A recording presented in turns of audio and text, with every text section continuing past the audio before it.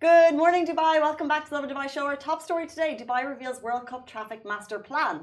And we'll be talking about how students are expecting a 20,000 dirham salary. No surprises here, but Emirates Group have recorded a record profit for the first quarter of this year. And Felix Weaver, the singer sensation, will be joining us live on the show later after the stories. But just a quick traffic update. If you're downtown, there is a car on fire. It's causing major traffic delays on Al Khail Road exit towards the financial centre. Do avoid the area if possible. Take alternative routes. We're waiting for an official update on that. But thank you as always for sending your DMs through. We'll have an official update on that live in a little bit. Casey! Yeah. Oh, I just want to run to my desk. Why? I have a surprise for you. Oh, I forgot. Does that happen to you? Like you plan everything and then that one thing you're like, I'm not going to forget, I'm not going to forget, I'm not going to forget, I'm not going to forget, I'm not going to forget. And you forget that thing. Does it happen? So, I don't believe you.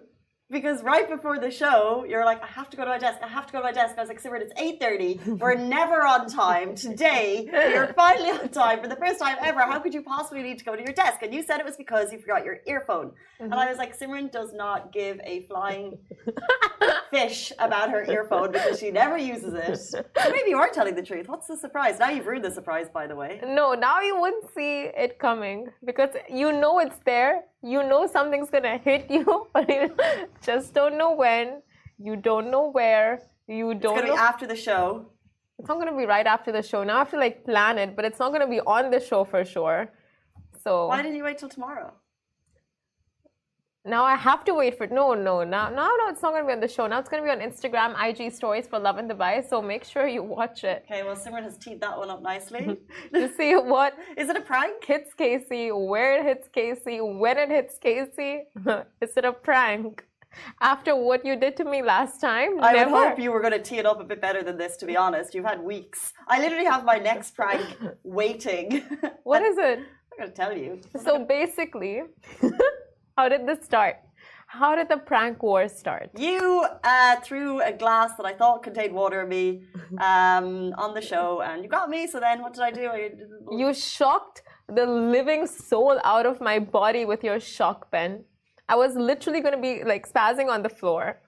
Is this a prank? No, I don't think it's a prank. Anyway, we digress from the big news.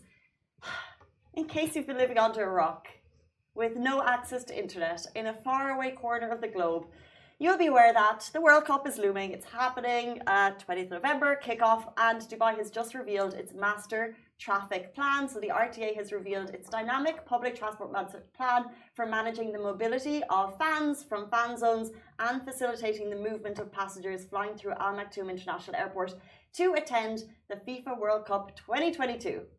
So the plan for the mass transit includes the metro, public buses, taxis, and marine transit. RTA intends to operate 1,382 metro trips daily and add more than 700 taxis to the authority's existing fleet of 11,310 taxis, besides deploying 60 public buses, and there's modes of marine transit for this mega event. It's going to be huge, and if you're staying in Dubai, if you're not getting over to Doha, be aware of the fan zones. They're going to be so cool. You can watch, obviously, all of the live. I think it's 64 games.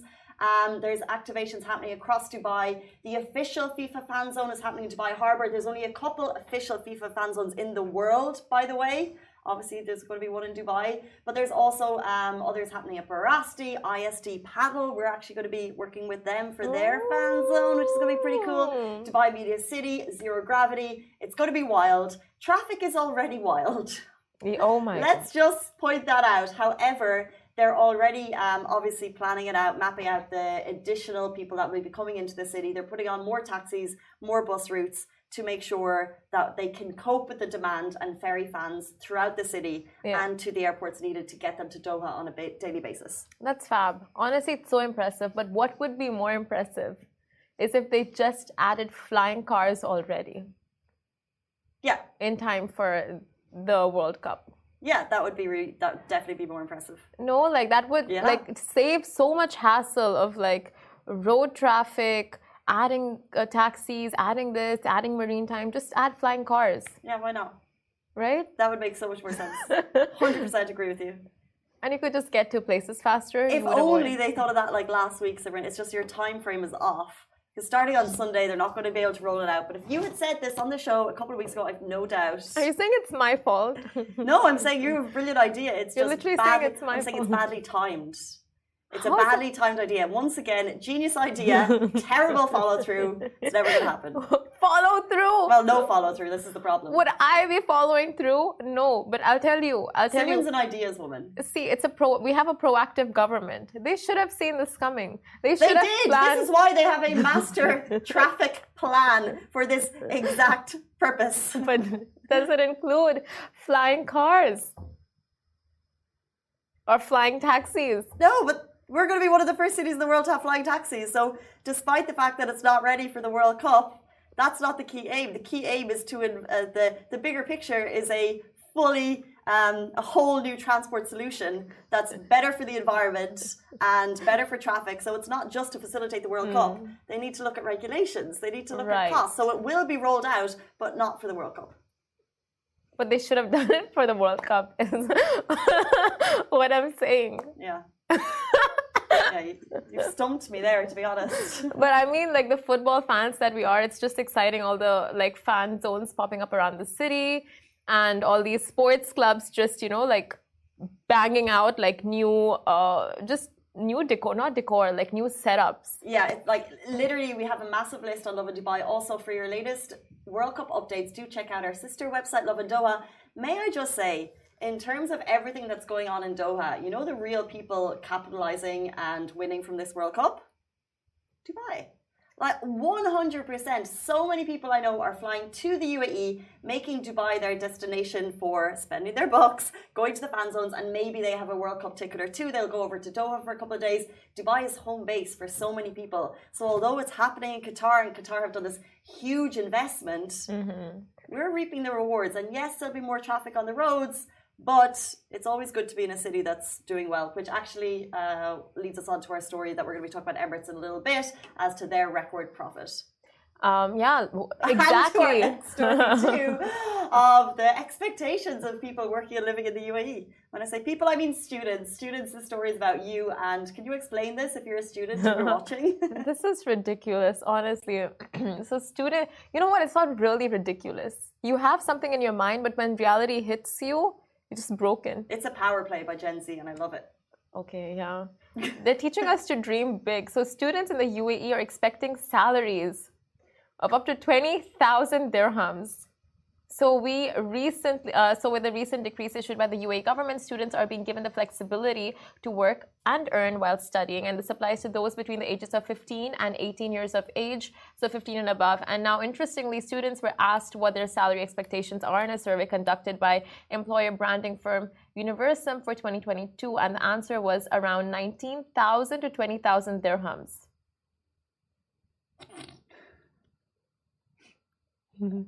So you did kind of tee that up right, because it's like you imagine students are taking their first move into the job market. However, what you've said there is they've potentially been already working for 3 years at this point. Yeah. But even so, that is an eye-watering amount of money to be your first job to the majority of us. Yeah. They don't even know what's going to hit them when they step into the workforce. Like, but why do they expect this? Even if you get 3,000, just take it. At this point, just take it. Yeah, there's a rude awakening coming to some people. Male students are expecting 18,914 dirham per month on average, and similarly, female uni students, their monthly salary expectations are 20,000, which is interesting because usually I feel like the male and female pay expectations, male usually trump, and then especially as you go up the career ladder, because they have. There is men. Technically, no. Women are more realistic in terms of men. I'm stereotyping here. I'm doing a massive gender stereotype. However, men are more inclined to ask for higher pay increase and to push for higher, while women tend to not push there. However, back into the story, the survey was carried out in 30 universities, and 128 areas of study, so it's not a specific industry, between October 2021 and July 2022. So it covered students from sectors such as business, commerce, engineer, IT, natural sciences, humanitarian arts, education, law, and health and medicine to see the overall what the feel is for the salary. And clearly it's like hovering around the 20,000 dirham mark, and it's insane because usually now, like post-COVID, even though we see a surge in like employers looking for like recruiting and all of that, there's also, I think COVID has led to remote working, has also led to like I think internships that are not, you don't pay, like a lot of companies don't pay for don't pay interns, and it's just like overall the salary expectations are basically 3,000 for interns. Not according to this report. Yeah, clearly they don't know the market, but that's good. I'm imagining this is qualified students, and I qualified a very long time ago. But when I qualified and when I took my first job in the UAE, I was getting a lot less than half of that amount for my first job. Yeah, I mean, and it was a first full-time job, but I was a teacher, so my flight and accommodation was allowed. But yeah, I was getting a lot less than half that. Realistically, that's how it is. Like when you step in the workforce, you realize like, okay, your expectations are not going to match what is actually in the market right now. Actually, I wish, just to align on any student who might be watching and who might be expecting that, I wish people could like anonymously, or if you're happy to share what you started on, just to give people a very real idea of what to expect. So I started on 7,200. You don't have to share, but like just to give people an idea of what you might be expecting. And I think that's more in line with what people should be expecting when they start out. You mean your proper job? Proper job, yeah. My first proper job in the UAE. Yeah, I mean, like you said, it also depends on like what your expertise are, what field you're getting into. Yeah. All of that is there 100%. But it's honestly great to see students aiming so high and just, putting those expectations out there. Like, this is what we feel like we deserve. This is what we need to even like run the show in today's times, because cost of living has gone up. Yeah. The city is booming and they are manifesting a higher salary. We love that for them. It's time for us to manifest higher salary. For us. We talk about manifestation all the time. We never do it. But speaking of the city booming, I do it all the time. Emirates has announced a record 4 billion dirham profits so far this year. So in case you need another reminder that Dubai is killing it right now, Emirates Group recorded a half-year profit of 4.2 billion dirham. That's $1.2 billion US dollars, which reflects a huge turnaround and recovery after last year's losses of 5.7, and that's 1.6 billion losses by Emirates last year. Oh my gosh. So His Highness Sheikh Ahmed bin Zayed Al Maktoum, Chairman and Executive Emirates Airline Group, said the group's record performance for the first 6 months of 2022 to 2023 is a result of forward planning, agile business response, and the efforts of our talented and committed workforce. Across the group, our operations recovery accelerated as more countries eased and removed travel restrictions. We were ready and amongst the first movers to serve the strong customer demand thanks to our robust business plans, the support of our industry partners, and ongoing investments in people, technology, and products, as well as services. So those are the factors. Those are the factors, and it's great to see. Obviously, Emirates is homegrown international brand, and after a loss last year to turn around and make such a huge recovery is just such a positive sign. Obviously airlines are big business here, so it shows a huge positive outlook on what's to come in the future as well. We know also we've spoken about the traffic plan for the World Cup. We've also seen just like the small things happening down at DXB for the World Cup, welcoming people with music and with like signs, so everyone knows coming into Dubai that they're coming into a place that's supporting the World Cup. A lot of people will be flying with Emirates to Doha, which will of course add to their strong pocketbook of dollars, of dirhams. Add to their purse is what I was going to say. Add to their purse. I feel like all the stories today really show how the city is so proactive on so many levels. Yeah, students asking for 20K. Proactive thinking, and like just planning for the traffic. Like our first story now with Emirates, it's just like Dubai knows how to like firstly cash in on events, like for example Expo, like you know what? If I was traveling and I was going to Qatar for the FIFA, and I'm like, okay, Dubai is just like, just a few hours away. Next door. I would probably make a pit stop and check it out. They completely knowing this have repped it and just, building on it. Hence all of the fan zones, and it's going to be buzzing, and it kicks off on this Sunday. Qatar is playing in the first match, as is tradition in the first World Cup match. But look, we're going to move on to our next story. But before we do, I have not been able to concentrate throughout the whole show. Why? Because there's been a noise. What noise? Can you hear that? Oh, I'm so sorry. Is that my stomach? No, it's your laptop. I don't know what to do about it. It's this loud whirring the whole way through the show, but I'm like, is that in my ear? Am I going crazy? No, it's just... That would be so worrisome if it was in your ear, coming from your earphones. Your laptop's having a meltdown. It's my laptop, it's my phone. It's just like the devices are not on my side this week. And you don't even have Mercury in retrograde as an excuse. So it's just live, that's just different. Okay guys, do stay tuned. We're going to have Felix Weaver joining us in the studio right after this. He's an absolutely sensational performer, and we're so delighted to have him on the show. Welcome back to the Lovin Dubai show. Today's guest is a superstar in the making, from learning music from the age of 6 to taking the music scene by storm. We're obsessed with his music, and you will be too. And it looks like the sky is the limit. Welcome to the show, Felix Weaver. Hello. How's it going? How are you? Yeah, fine, thank you. All good? Yeah, thank you for having me. Thank you for waking up so early in the morning and getting here. I was saying this is like the earliest I've woken up in a while, so you'll be able to hear it a little bit. Oh, okay. I mean, like for rock stars, it's usually like, 2 p.m. to 2 a.m.? That's usually how it is. Yeah? Is it and then for you? go to bed at like 4, but it's okay. Actually? Oh, yeah, for sure, 100%. Well, the prime time to make music is after like midnight. Why is that? I don't know. That's when the feels come in. It is. Oh. Yeah, everything feels different. Everything's dark and the lights are dimmed. When you started learning music at a young age, was that the case then? No. No, that was all the time, all day. But now, I guess maybe I'm not as creative anymore. I'm not as not jumping on it as much. Go back to learning music from a young age. Are you from a musical family? My dad plays the flute. I mean, not like out and out musical. And my sister does a bit and whatever, but I sort of found it on my own a little bit through YouTube and whatever, and just kind of made my own sort of way. Cool. Yeah.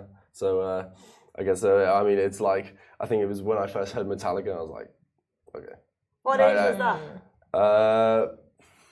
I guess that was probably around 9 or 10, and I already had a guitar, but I was like, I had no idea how to play it, and so I just picked it up. I was like, well, I guess this is what I got to do now, and then I was just obsessed with it ever since. So.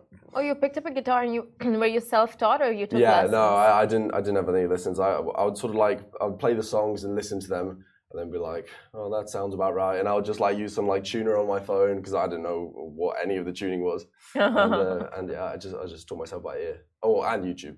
So if you were doing that at home, at what point did I guess your family and friends realize you were talented, and they realized that it wasn't just this kind of hobby, that it was something that you could do? I mean, I think, well, definitely my dad was the first one that he I guess knew. He took me out of school when I was 12, just because he saw how it was going, and he was just like, man, this is the path for him. Oh wow.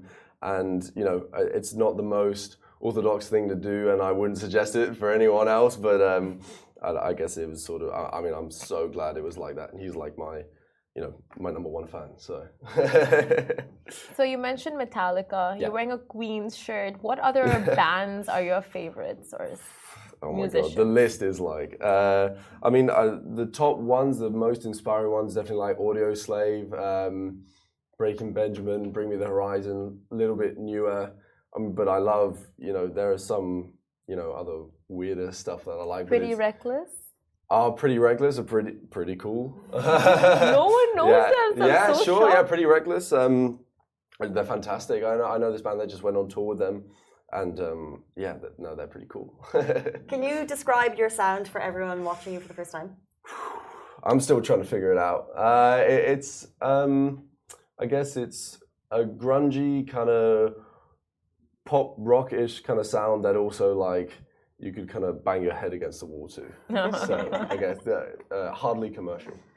Speaking of which, like you're in that zone, right? That grunge, like there is a certain expectation from this genre. So do you feel like you always have to keep yourself like, you know, in pain and just like dark to create this kind of music? I mean, I don't write happy songs. Like the reason for a lot of songwriters is to like, let out those emotions and stuff.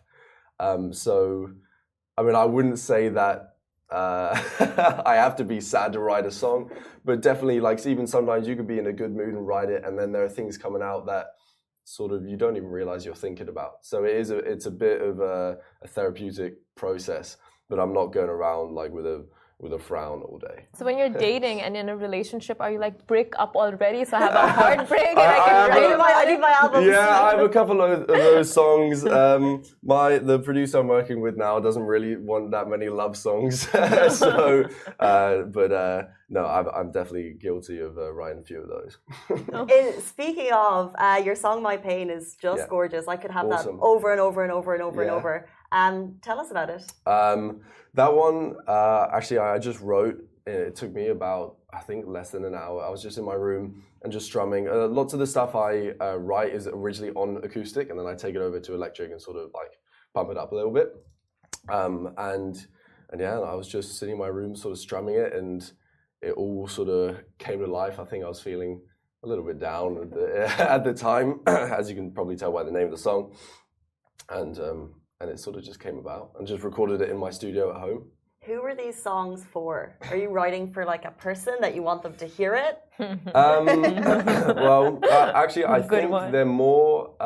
It's almost like writing to myself, and a lot of the songs seem like maybe I could be talking about a relationship or something like that, but it's almost like a third person kind of thing, like speaking to myself, sort of a bit like, why don't you understand? Like you're feeling this kind of way, and you know what you can do to get over it. Why don't you just do it? But it's just not that easy.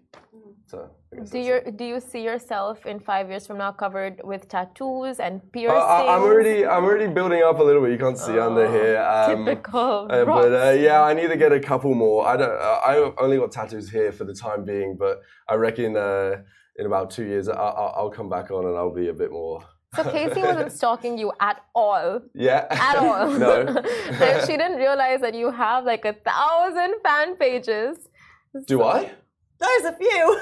A few. I saw a couple recently, and actually I love that kind of stuff. I think it's super cool, and it's really interesting because, like, to me, I don't think that anyone likes my music. I think it's like just me. So then I'm like, oh wow, they kind of like me. What are your kind of fan interactions like? Oh man, everyone's just super cool. And I don't necessarily like think like I have fans. I just feel like there's people that relate to my music. There's no one that's like a fan of me. And I think people just like they listen to it. They're like, wow, I feel what he feels, or like this song, I relate to it. And that's how I was like, hearing a song. I was like, wow, if they went through that and they got through it, and obviously the song came out of it, I can do the same thing. So hopefully there's some 12-year-old now finding me, and it's like, wow, maybe I could do the same thing. We have comments coming in. Someone's like, would you date a fan? She's looking at her Excel sheet. I just closed it. I don't know. I guess I'd have to meet them first, right? Huh? But I'd have to meet them first. I'm not really looking to... Like, a Cristiano Ronaldo situation, Or I'll date Cristiano Ronaldo. Interesting. Yeah, interesting. He's a handsome guy. No. So, some people would say that rock is lacking great bands at the moment.